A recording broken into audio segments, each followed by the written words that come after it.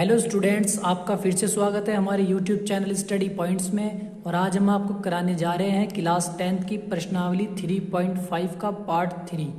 जिन students ने हमारी part 1 और 2 की वीडियो नहीं देखी है वो डिस्क्रिप्शन में जाकर हमारी पिछले क्वेश्चनों की वीडियो देख सकते हैं। और आज का हमारा है 3.5 का क्वेश्चन नंबर 4, जिसमें हमें पहले पॉइंट में दिया गया है एक छात्रावास के मासिक व्यय का एक भाग नियत है तथा शेष इस प्रकार निर्भर करता है कि छात्र ने कितने दिन भोजन लिया है। जब एक विद्यार्थी ए को जो 20 दिन भोजन करता है 1000 रुपये छात्रावास के व्यय के लिए अदा करने पड़ते हैं, जबकि एक विद्यार्थी बी को जो 26 दिन भोजन करता है छात्रावास के व्यय के लिए 1180 रुपये अदा करने पड़ते हैं। नियत व्यय और प्रतिदिन के भोजन का मूल्य ज्ञात करना है। क्वेश्चन में हमें कहा गया है कि एक छात्रावास है, एक हॉस्टल है, हमें उसका नियत किराया व्यय खर्च निकालना है और उसका प्रतिदिन भोजन का भी निकालना है। तो सबसे पहले हम क्या करेंगे, हम दोनों किरायों को मान लेंगे। हम मान लेंगे, माना जो छात्रावास है, जो हॉस्टल है, उसका जो नियत व्यय है वो x रुपये है। ये फिक्स है हमारे पास, जो नियत व्यय है वो x रुपये है। और उसने दूसरे कंडीशन में हमें कहा है कि जो उसका प्रतिदिन भोजन का व्यय है, प्रतिदिन भोजन का व्यय, जो उसका खाने का चार्ज है वो हमने मान लिया y रुपये। अब यहाँ पर दो विद्यार्थी की बात की गई है। विद्यार्थी ए ने 20 दिन भोजन करा और 1000 रुपये अदा किए। 1000 रुपये उसने अदा किए। 20 दिन भोजन करने के बाद उसे 1000 रुपये अदा करने पड़े। तब हमें इसकी समीकरण बनानी है। जो उसका नियत व्यय है छात्रावास का वो है x, तो हमारे पास आ जाएगा x प्लस, अब प्रतिदिन भोजन का व्यय है y। तो विद्यार्थी ए ने 20 दिन भोजन करा, एक दिन भोजन का व्यय है y, तो 20 दिन भोजन का व्यय हो गया 20y बराबर 20 दिन भोजन के लिए उसने 1000 रुपये अदा किए, तो बराबर आ जाएगा 1000। समीकरण नंबर 1 बन जाएगी। प्रश्नानुसार अब हमें विद्यार्थी बी दिया गया है क्वेश्चन में।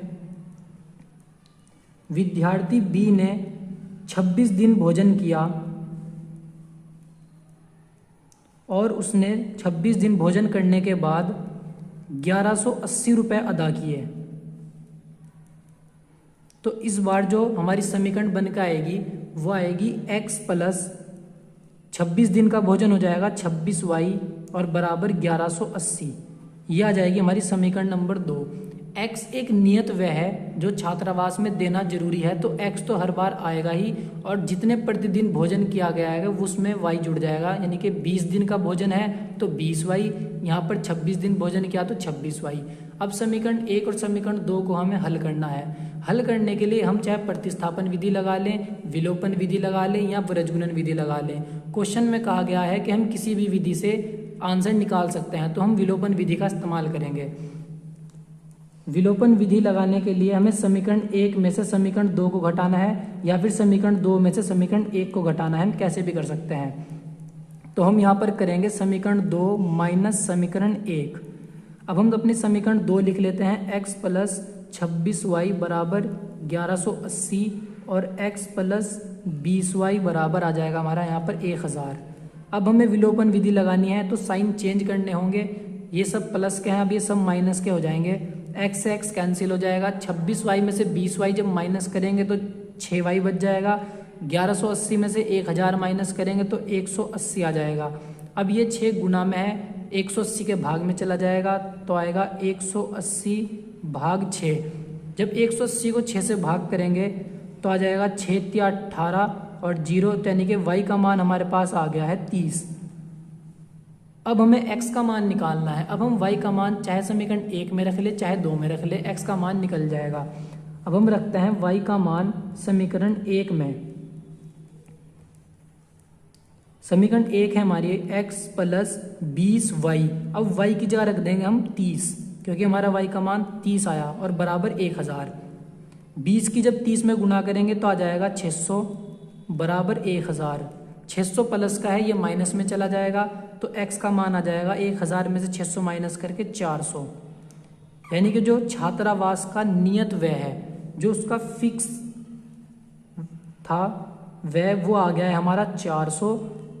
और जो प्रतिदिन भोजन का व्यय था, प्रतिदिन भोजन का व्यय होता है खर्च, वो आ गया हमारा 30 रुपये। तो ऐसे ही एक पॉइंट हमारा कंप्लीट हो जाता है। अब देखते हैं अपना सेकंड पॉइंट। सेकंड पॉइंट में हमें क्वेश्चन दिया गया है कि एक भिन्न 1/3 हो जाती है जब उसके अंश से 1 घटाया जाता है, और वह 1/4 हो जाती है जब हर में 8 जोड़ दिया जाता है। हमें भिन्न ज्ञात करनी है। अब भिन्न जो होती है वो अंश और हर से मिलकर बनी होती है, तो हम करेंगे, मान लेंगे कि अंश बराबर x है और हर बराबर y है। जो भिन्न होती है वो होती है अंश बटे हर, तो जो हमारी भिन्न है वो आ जाएगी x/y। प्रश्नानुसार हमें कहा गया है कि अंश में से 1 घटाने पर भिन्न 1/3 हो जाती है। यदि हम अंश x में से 1 घटाते हैं तो जो हमारी भिन्न है वो 1/3 हो जाती है। अंश में से हमने 1 घटा दिया, हर यहाँ पर सेम है और भिन्न 1/3 हो गई। अब समीकरण बनाने के लिए हमें क्रॉस मल्टीप्लाई करनी होगी 3 की x में और 3 की 1 में। 3 की x में करेंगे तो 3x, 3 की -1 में करेंगे तो -3, और y की 1 में करेंगे तो y। अब समीकरण को थोड़ी सही कर लेंगे, y को इधर ले आएंगे, 3x - y, और ये -3 इधर प्लस में चला जाएगा, समीकरण नंबर 1 बन जाएगी। अब क्वेश्चन में आगे उसने कहा है कि हर में 8 जोड़ने पर भिन्न 1/4 हो जाती है। अब की बार हमें हर में 8 जोड़ना है, तो हम लिखेंगे प्रश्नानुसार अंश सेम रहेगा और हर में हम 8 जोड़ देंगे और भिन्न 1/4 हो जाएगी। यहाँ पर हम समीकरण बनाने के लिए फिर से क्रॉस मल्टीप्लाई करेंगे। 4 की x में करेंगे 4x, y की 1 में करेंगे तो y, 8 की 1 में करेंगे तो 8। अब y x के पास ले आएंगे तो 4x - y बराबर 8। ये हमारी समीकरण नंबर 2 आ गई। अब हम दोनों समीकरण को विलोपन विधि से हल करेंगे। विलोपन विधि लगाएंगे यहाँ पर, समीकरण 2 माइनस समीकरण 1 करेंगे। अब हम अपनी समीकरण 2 लिख लेते हैं और समीकरण 1 लिख लेते हैं। समीकरण 2 और समीकरण 1 को जब विलोपन विधि लगाएंगे तो साइन चेंज कर देंगे, ये माइनस का हो जाएगा, ये प्लस का और ये माइनस का। अब 4x में से माइनस करना है हमें 3x, तो 1x आ जाएगा। 1y माइनस का है और 1y ये प्लस का हो चुका, तो ये कट जाएंगे और 8 में से 3 घटाकर 5 आ जाएगा। तो x की वैल्यू हमारे पास 5 आ गई। अब हमें y की वैल्यू निकालनी है, तो x का मान समीकरण 1 में रख देंगे, जिससे y की वैल्यू निकल जाएगी समीकरण 1 में। समीकरण 1 है हमारी 3x - y बराबर 3। अब यहाँ पर 3x की जगह 5 आ जाएगा और 5 तिया 15 प्लस के हैं, वो इधर चल जाएंगे माइनस के, तो माइनस के y बराबर आ जाएगा 3 - के 15। अब माइनस के y, माइनस के 15 में से जब 3 प्लस के घटाएंगे तो आ जाएगा माइनस के 12, माइनस से माइनस कैंसिल हो जाएगा और y बराबर आ जाएगा 12। तो जो हमारी भिन्न थी हमने मानी थी x/y, तो अब हमारी जो भिन्न है वो आ गई है, x की वैल्यू आ गई है 5 और y की वैल्यू आ गई है 12। तो जो हमारा आंसर आया है, जो हमारी भिन्न आई है वो आ गई है 5/12। इस पॉइंट का ये आंसर आ गया। अब हम अपने नेक्स्ट पॉइंट पे चलते हैं। थर्ड पॉइंट में हमें कहा गया है कि यश ने एक टेस्ट में 40 अंक अर्जित किए जब उसे प्रत्येक सही उत्तर पर 3 अंक मिले तथा अशुद्ध मतलब गलत उत्तर पर 1 अंक की कटौती की गई। यदि उसे सही उत्तर पर 4 अंक मिलते तथा गलत उत्तर यानी कि अशुद्ध उत्तर पर 2 अंक कटते तो यश को 50 अंक अर्जित करता।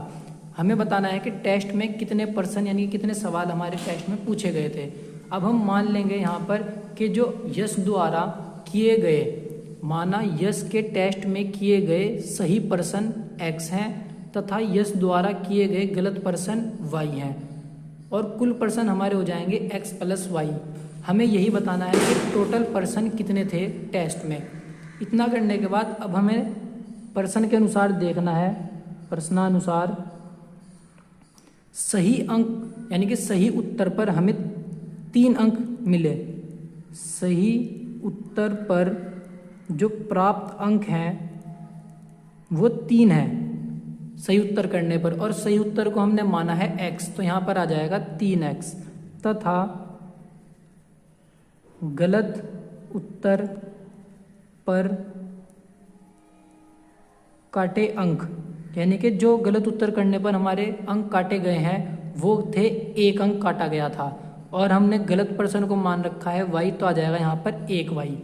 और यश ने जो प्रश्नानुसार हमें कहा गया है कि 40 अंक अर्जित किए, तो हमारे पास सही उत्तर उसने करे तो उसे 3x मिल गए, और गलत के लिए उसका कटौती की गई अंकों में से, तो माइनस आ जाएगा 1y और बराबर आएगा 40, क्योंकि उसने 40 अंक अर्जित किए।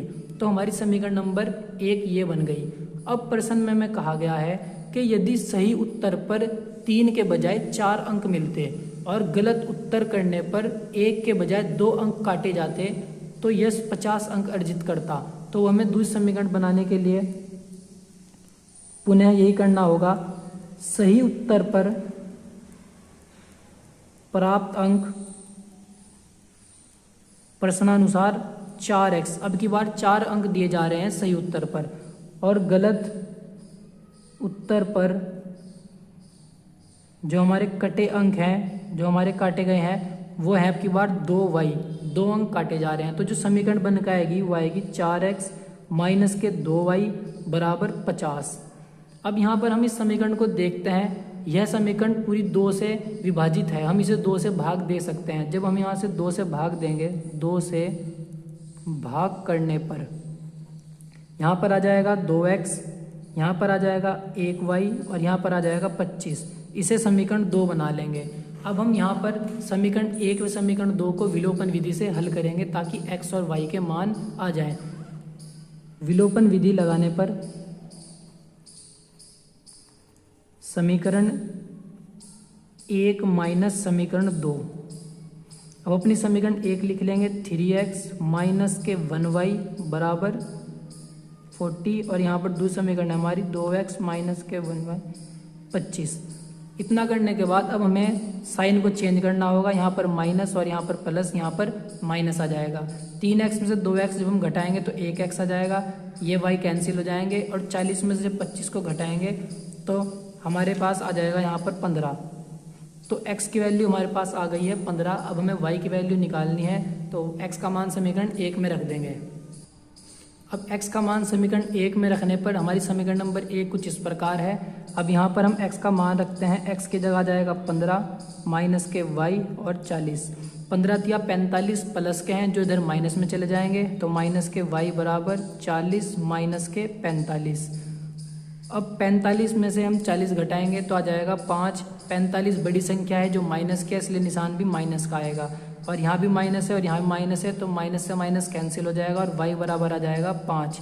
x का मान हमारे पास आ गया है 15 और y का मान आ गया है हमारे पास 5। अतः यश ने टेस्ट में 15% तो सही किए हैं जो हमारा x का मान आया था, और गलत पर्सन उसने किए हैं 5 जो हमारा y का मान आया है। इसलिए जो हमारे कुल पर्सन थे टेस्ट में वो आ गए हैं 15 + 5 20, यानी कि जो टोटल क्वेश्चन हमें पूछा गया था क्वेश्चन में वो हमारे आ गए हैं 20। थर्ड पॉइंट यहाँ पर कंप्लीट हो जाता है।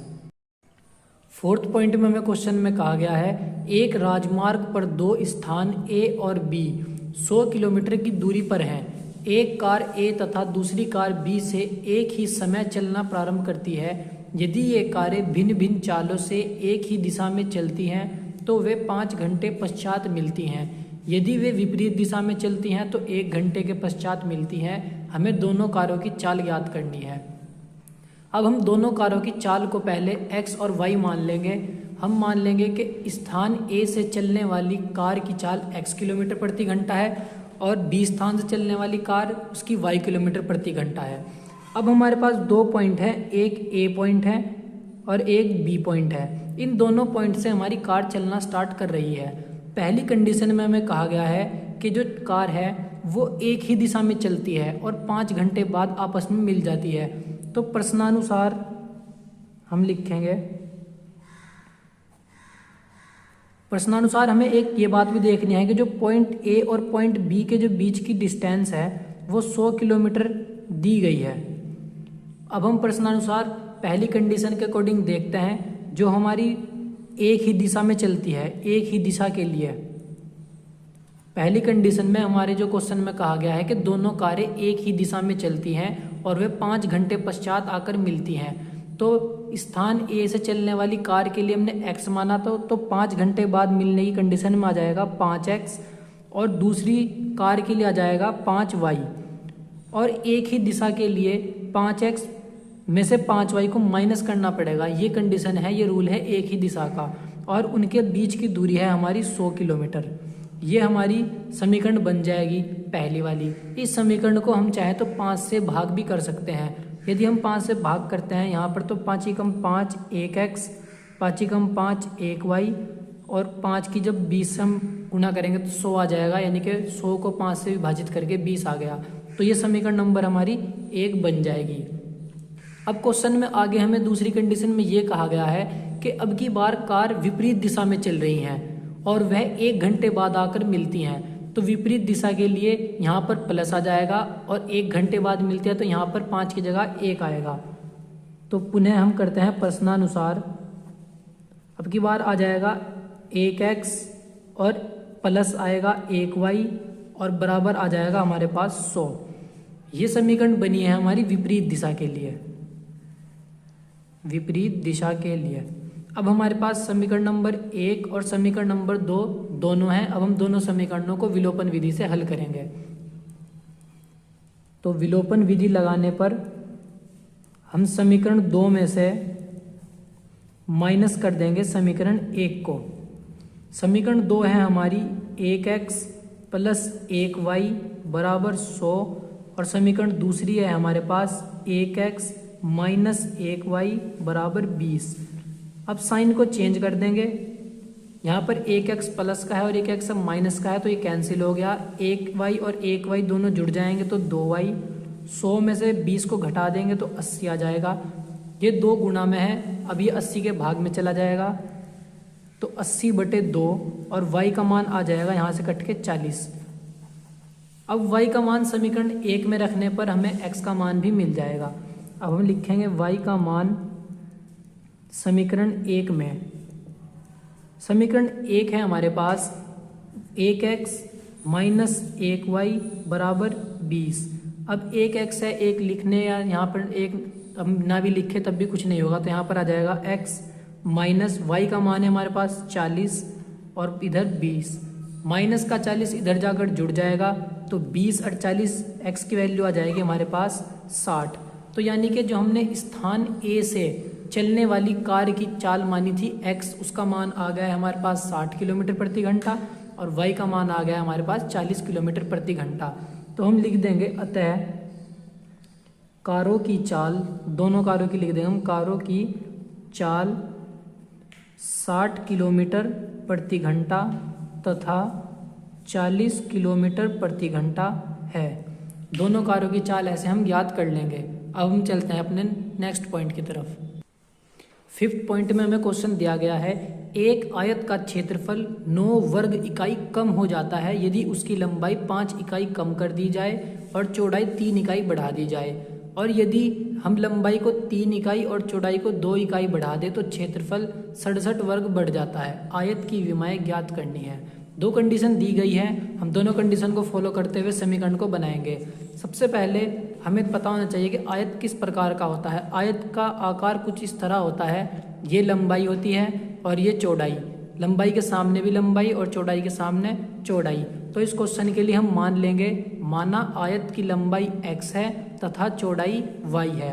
हमें पता है कि जो आयत का क्षेत्रफल होता है वो होता है लंबाई गुना चौड़ाई, तो हमने लिख लिया लंबाई की जगह x गुना चौड़ाई की जगह y, ये हम मान लेंगे। अब हम क्वेश्चन को पढ़ेंगे। क्वेश्चन में कहा गया है कि यदि हम लंबाई को 5 इकाई कम कर दें, यदि हम लंबाई को 5 इकाई कम कर दें और चौड़ाई को 3 इकाई बढ़ा दें तो क्षेत्रफल 9 इकाई कम हो जाता है। अब हम प्रश्नानुसार इस कंडीशन को ऐसे लिखेंगे, लंबाई में 5 इकाई कम करनी है तो ये आ जाएगी x माइनस 5। यहाँ पर क्षेत्रफल की बात हो रही है तो बीच में गुणा आएगा, और चौड़ाई की 3 इकाई बढ़ा रहे हैं तो y प्लस 3, और जो हमारा क्षेत्रफल है x इंटू वाई, ये क्षेत्रफल है हमारा, इसमें 9 इकाई कम हो जाएगी तो माइनस कर देंगे इसमें से 9। ये हमारी पहली कंडीशन है। अब हम क्या करेंगे, गुना करेंगे x की y में तो आ जाएगा xy, x की 3 में तो आ जाएगा 3x, -5 की y में -5y और 5 की 3 में करेंगे तो -15, इधर xy और -9, इधर भी xy है इधर भी xy है तो ये कैंसिल हो जाएंगे। यहाँ पर बचेगा 3x -5y और ये -15 इधर भेज देंगे बराबर से, तो ये प्लस में चला जाएगा और हमारी समीकरण आ जाएगी 15 में से हम 9 को घटा लेंगे तो आ जाएगा 6। ये हमारी समीकरण नंबर 1 आ जाएगी। अब हम चलते हैं अपनी क्वेश्चन को आगे पढ़ते हैं और देखते हैं दूसरी कंडीशन किस तरह हमें कही गई है। प्रश्नानुसार दूसरी कंडीशन में हमें क्वेश्चन में कहा गया है कि लंबाई में 3 बढ़ाने पर तो हमने x+3 कर दिया गुना, और चौड़ाई में 2 बढ़ाने पर तो हमने y+2 कर दिया। इतना करने के बाद उसने कहा है कि क्षेत्रफल में 67 इकाई बढ़ जाएगी, तो यानी कि x इंटू वाई जो पहले माइनस हो रहा था 9 अब के प्लस इसमें 67 कर देंगे। ये दूसरी कंडीशन है। अब हम फिर से गुना करेंगे, x की y में xy आ जाएगा, x की 2 में 2x, 3 की y में 3y, 3 की 2 में 6 और इधर xy प्लस 67। अब xy यहाँ भी है xy यहाँ भी है, कैंसिल हो जाएंगे। यहाँ पर बचेगा 2x प्लस 3y, ये प्लस का 6 इधर माइनस में चला जाएगा और 67 में से माइनस हो जाएंगे तो यहाँ पर आ जाएगा 61। ये समीकरण नंबर हमारी 2 आ जाएगी। अब हमें दोनों समीकरणों में, समीकरण 1 में और 2 में विलोपन विधि लगानी है। विलोपन विधि लगाने के लिए हमें या तो x का पद बराबर करना होता है या y का पद बराबर करना होता है। अब यहाँ पर ना तो x का हो रहा है ना y का पद बराबर हो रहा है। अब हमें बराबर करने के लिए समीकरण 1 में 2 की गुना करनी पड़ेगी, समीकरण 2 में 3 की गुना करनी पड़ेगी। इसमें 2 से गुना करने पर,